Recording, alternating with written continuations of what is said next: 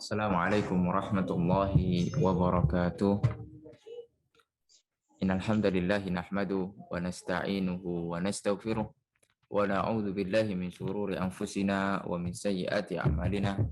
May yahdihillahu fala mudilla lahu wa may yudlil fala hadiyalah. Asyhadu an la ilaha illallah wahdahu la syarikalah wa asyhadu anna Muhammadan abduhu wa rasuluh. Qala Allah tabaraka wa ta'ala ya ayyuhalladzina amanu taqullaha haqqa tuqatih wa la tamutunna illa wa antum muslimun. Kita bersyukur kepada Allah Subhanahu wa taala yang telah memberikan kesempatan kepada kita untuk belajar pada kesempatan kali ini, dan insya Allah kita akan belajar ya mulai dari hari ini insya Allah dan hari-hari berikutnya untuk mempelajari ilmu nahwu untuk pemula, ya, buku ilmu nahwu untuk pemula yang kami susun. Dan sebelum kita masuk pelajaran-pelajaran berikutnya, kita akan bercerita atau memberikan mukaddimah agar kawan-kawan bisa semangat di dalam belajar, karena belajar itu butuh semangat. Ma'asyiral muslimin rahimani wa rahimakumullah. Dan kitab ini, yaitu kitab ilmu nahwu untuk pemula, itu saya tulis dari hasil belajar saya sekitar 2013 ya. Sekitar 8 tahun yang lalu. 8 tahun yang lalu saya pertama kali belajar bahasa Arab, ilmu nahwu dan yang selainnya. Dan ketika itu menggunakan panduan yang ditulis oleh guru kita, Ustadz Abu Ibrahim Muhammad Ali, hafizahullahu ta'ala. Kemudian setelah itu saya tulis faedah-faedah yang diajarkan oleh guru saya. Dan ketika itu yang mengajari saya kitab tersebut adalah Syekh atau Ustadz Sa'di. Ustadz Sa'di, beliau adalah seorang santri ketika itu yang mengabdi di pondok tersebut. Dan beliau sekarang berada di Qatar. Ya, semoga Allah Subhanahu wa taala menjaga beliau. Beliau sekarang jadi di Qatar, menjadi imam di sana karena beliau memiliki suara yang bagus dan kita rindu ya dengan suara beliau. Dari situlah saya mulai belajar bahasa Arab. Ketika itu saya juga masih sekolah di bangku SMK ya, dan itu masih kelas 2, kelas 1 naik kelas 2 ya. Dan ketika itu saya belajarnya siang. Ya karena beliau ada waktu siang, karena sore ngajar ya, kemudian malam ya belajar. Akhirnya tidak ada waktu kecuali siang karena saya pagi sekolah. Setelah sekolah saya pulang ke pondok karena pondok tidak jauh dari sekolah saya ketika itu, mungkin jarak antara perjalanan 2-3 menit saja naik motor ya, karena dekat sekali. Akhirnya sebelum saya pulang ke rumah, saya di situ di pondok belajar dari awal, dari nol. Karena memang basic kita bukan basic agama, sehingga kita berusaha untuk belajar ya perlahan. Ya memang butuh proses semuanya. Tidak langsung begitu belajar paham. Semuanya butuh proses. Ya. Tapi ana rasakan itu manfaatnya banyak sekali. Ya, kita bisa tahulah kadar diri kita, ya, kapasitas diri kita, betapa bodohnya kita, ya, kita belum ada apa-apanya, ya, kemudian mau berbicara masalah agama Allah, maka kita harus introspeksi diri. Ketika kita mulai terjun belajar bahasa Arab, subhanallah, jauh, kita masih jauh dari hal yang sempurna, bahkan jauh sekali. Dari situlah saya mulai sadar, terus belajar sampai akhirnya kitab itu khatam. Dan kitab itu sampai sekarang masih ada yang saya jadikan panduan itu, dan itu penuh dengan coret-coretan, dan sekarang bukunya sudah lusuh ya, sudah ya buku lama. Nah, sebelum buku itu lusuh ya, dan 2014 saya ke Jakarta, dari situlah saya coba salin ulang, saya ketik ya catatan-catatan saya yang pakai tangan itu saya ketik. Tapi ya karena kesibukan ya di Jakarta saya juga belajar sehingga tidak selesai. Kemudian 2015 saya ke Mesir. Nah, dari situlah di sela-sela saya belajar, di sela-sela mulazamah sama para ulama, saya ketik lagi, ketik lagi, ketik lagi. Walhamdulillah, walhamdulillah. Allah beri kemudahan untuk selesai ya mengetik kitab ini atau menuliskan kembali fawaid-fawaid yang saya dapatkan ketika pertama kali belajar bahasa Arab, yaitu ilmu nahwu ketika itu. Nah, jadilah buku yang ada di hadapan kita semua ini, dan walhamdulillah ya, semoga Allah Subhanahu wa taala menjadikan ini adalah amalan saleh ya bagi guru-guru saya ya, dan juga pahala syariah bagi mereka dan bagi kami juga. Semoga Allah Subhanahu wa taala menerimanya ya. Dan ini kitab ini sudah saya ajarkan di Pasuruan, sudah pernah di majelis taklim ya ibu-ibu ketika itu di Madrasah Al-Quranul Azim yang ada di Poncol dekat alun-alun Kota Pasuruan. Alhamdulillah sampai selesai. Kemudian kitab ini juga sudah saya ajarkan sampai selesai kepada teman-teman kita waktu itu di Pekanbaru, mahasiswa-mahasiswa dari UIN Suskario, mahasiswa dari UNRI ya. Sudah saya ajarkan ketika itu di rumah kontrakan saya waktu itu 2018 ya kalau saya tidak salah. Itu dengan menggunakan panduan kitab ini. Alhamdulillah atas nikmat Allah Subhanahu wa taala. Namun qadarullah wa masyafa'al, kajian-kajian kitab tersebut memang tidak direkam. Tidak direkam. Ya, dan kitab ini juga saya juga kaget ya. Beberapa dikabari oleh kawan-kawan ya, teman-teman kita para asatidzah, bahwasanya kitab ini banyak dijadikan panduan untuk belajar di berbagai daerah ya. Saya juga tidak menyangka gitu ya. Semoga Allah Subhanahu wa taala memberikan keikhlasan kepada kami dan guru-guru kami ya. Semoga Allah Subhanahu wa taala menerima ya amalan kami ya. Kita berharap kepada Allah Subhanahu wa taala. Kemarin saya juga dikabari bahwasanya kitab ini sudah selesai dikajikan di Padang, kemudian selesai dikajikan di Pontianak, Kalimantan, kemudian selesai di daerah-daerah yang lain ya. Alhamdulillah atas nikmat Allah Subhanahu wa taala. Dari situlah saya merasa coba saya mengkaji ulang kitab ini ya, dan sekarang karena Allah berikan kemudahan, sudah ada alat-alat media untuk direkam sehingga manfaatnya bisa untuk kaum muslimin secara umum ya, secara banyak ya, menggugah kaum muslimin agar kita berusaha meluangkan waktu untuk belajar bahasa Arab. Umar bin Khattab radhiyallahu an mengatakan ta'allamu al-arabiyyata fa innaha min dinikum. Belajarlah kalian bahasa Arab karena bahasa Arab bagian dari agama kalian. Betapa tidak, Al-Quran diturunkan dengan bahasa Arab. Hadis Rasulullah Shallallahu Alaihi Wasallam diturunkan dengan bahasa Arab. Aqwal al-ulama, perkataan para ulama di kitab-kitabnya, ya itu semuanya berbahasa Arab. Adapun yang sampai ke kita berupa terjemahan yaitu dari bahasa Arab semuanya. Oleh karenanya semangatlah kita untuk belajar bahasa Arab karena itu bagian dari agama kita.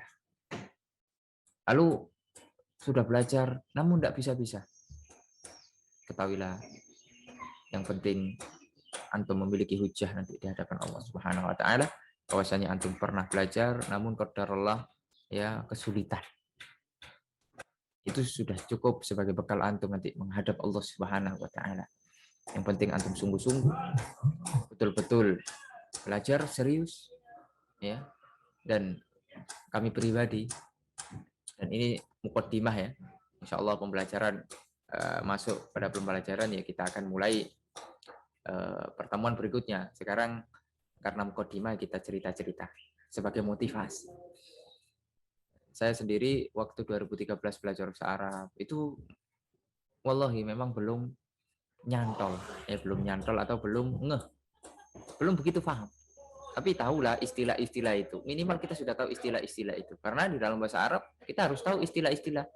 Apa namanya yang fa'il, apa itu fa'il, apa itu maf'ulun bi, apa itu khobar, apa itu mubtada. Dan istilah-istilah itu kita harus familiar. Ya, tidaklah seseorang itu bisa mengenal sesuatu kecuali dia harus kenalan dulu. Apa-apa yang ada di dalamnya, komponen-komponen apa yang ada di dalamnya. Dari situlah mulai belajar. Nah, kemudian 2013, belum ngeh, 2014 saya mulai tes di Libya. Dari situlah saya merasa bahwasanya saya betul-betul orang yang bodoh. Saya tes ikut Libya, saya tidak bisa ketika itu. Ya, bisa 1-2 lah yang saya pahami. Ternyata bahasa Arab itu luas sekali. Sehingga memang saya tidak diterima di Libya, ya karena memang kekurangan. Ya, saya sadar diri karena ketika itu ya kurang, bahasa Arab saya kurang, ya, belajar saya mungkin juga kurang. Meskipun saya sudah belajar di pondok seperti di Pondok As-Sunnah ketika itu belajar kitab ini, namun saya merasakan masih ada yang kurang, banyak yang kurang. Ya, apa namanya, kosakata yang saya kuasai, ya, itu sangat kurang sekali. Sehingga saya ikut privat di Lamongan 10 hari, ya, bimbel ketika itu. Ya, saya rasakan subhanallah, jauh sekali. Akhirnya sudahlah, mungkin ada tempat lain untuk belajar yang lebih baik. Akhirnya saya belajar di Alsia. Dari situlah titik temu ya, setelah 3 bulan saya belajar di Elsia, Allah bukakan pintu-pintu keilmuan. 3 bulan pertama saya memang blank, belum connect, belum saja connect. Ya Allah, saya berdoa kepada Allah, ya ada apa sebenarnya gitu. Ya semoga Allah bukakan pintu-pintu ini, pintu-pintu untuk saya belajar bahasa Arab ini. Akhirnya 3 bulan setelah saya belajar di Elsia, ya akhir-akhir 2014 itu mulai saya memahami sedikit demi sedikit ya tentang bahasa Arab, tentang mufrodat, ya. Dan saya memang bertekad saya memang harus bisa bahasa Arab. Walhamdulillah, walhamdulillah. Ya, setelah perjuangan 2013-2014 ya 2 tahun baru apa istilahnya, baru nyambung. Oh ini bahasa Arab itu. Oh seperti ini bahasa Arab itu. 2 tahun ya, 2 tahun. 2 tahun itu saya mencari belajar. Barulah saya mulai ya belajar. Ketika itu kitab-kitab yang saya pelajari ya menggunakan muqarrar dari Libya juga ya. Silsilah Lughal Arabiyah itu yang diajarkan ada 4 mustawa ya. Ada 4 mustawa. Alhamdulillah atas izin Allah Subhanahu wa taala saya bisa mempelajarinya dengan guru-guru saya yang ada di sana. Semoga Allah membalas jasa-jasa mereka. Semoga Allah mengumpulkan kita nanti di surga Allah Subhanahu wa taala. Lalu dari situ saya coba tes ke beberapa tempat lagi sampai akhirnya saya berlabuh ke Mesir di Al Azhar Kairo.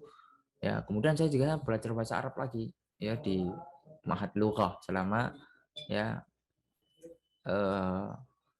ada 7 mustawa di sana, ada 7 mustawa. Setiap mustawa itu 1,5 bulan. Saya masuk langsung mustawa 4. Jadi saya cuma menyelesaikan 3 mustawa saja. Ya, langsung loncat. Alhamdulillah atas izin Allah Subhanahu wa taala. Itu di sana digembleng lagi bahasa Arabnya sehingga kita bisa memahami kitab-kitab para ulama, kita bisa ngaji dengan para ulama. Alhamdulillah itu ada atas nikmat Allah Subhanahu wa taala. Nah, itu salah satu nikmat kita bisa berbahasa Arab. Ya, salah satu nikmat bisa berbahasa Arab, kita bisa pergaulan bisa luas. Ya, kemudian kita bisa menyelami Al-Qur'an, menyelami hadis-hadis Rasulullah SAW, menyelami aqwal al-ulama, para ulama. Nah, karenanya benarlah yang dikatakan Umar, ta'allamu al-arabiyyata fa innaha min dinikum. Belajarlah kalian bahasa Arab karena bahasa Arab itu bagian dari agama kalian. Ma'asyiral muslimin rahimani wa rahimakumullah.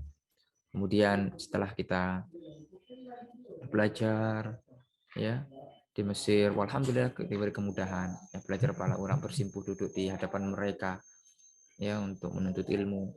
Nah kemudian Allah kasih rezeki lagi ya, Allah kasih rezeki lagi, saya bisa belajar di kota Rasulullah Sallallahu Alaihi Wasallam, Al-Madinatul Munawwarah ya, kota Nabi, kota yang penuh dengan sejarah ya, bagaimana Islam bangkit di sana.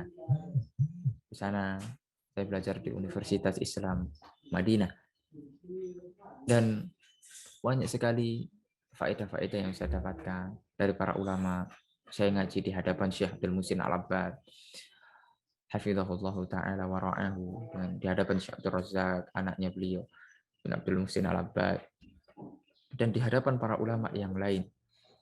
Itulah bagaimana salah satu buah kita berbahasa Arab. Ya, buah dari kita belajar bahasa Arab. Jadi Allah Subhanahu wa taala memberikan kepada kita ujian di awal dari kita belajar. Karena belajar bahasa Arab itu ibaratkan kita naik gunung. Ibaratkan kita naik gunung, naik tempat yang tinggi. Ya, harus tertatih dulu. Jatuh, bangun, pusing, harus ngafal mufradat, harus ngafal istilah-istilah baru. Tidak paham. Ya. Banyak sekali. Ya. Banyak sekali. Akhirnya kalau kita sudah sampai di puncak, itu sudah mulai. Oh, paham, kita bisa melihat. Akhirnya ya kesulitan yang di awal itu bisa Allah mudahkan. Sehingga terus mempelajari, Allah bukakan terus, Allah bukakan. Sehingga mudah dia turun. Ya. Oleh karenanya kata Syekh Muhammad bin Shalih Al-Utsaimin dalam kitabnya, ya belajar bahasa Arab itu awalnya memang susah. Tapi pada akhirnya akan indah, akan mudah. Maka hanya satu kunci sebenarnya. Kalau kita pengen berbahasa Arab, pengen bisa bahasa Arab, istiqomah.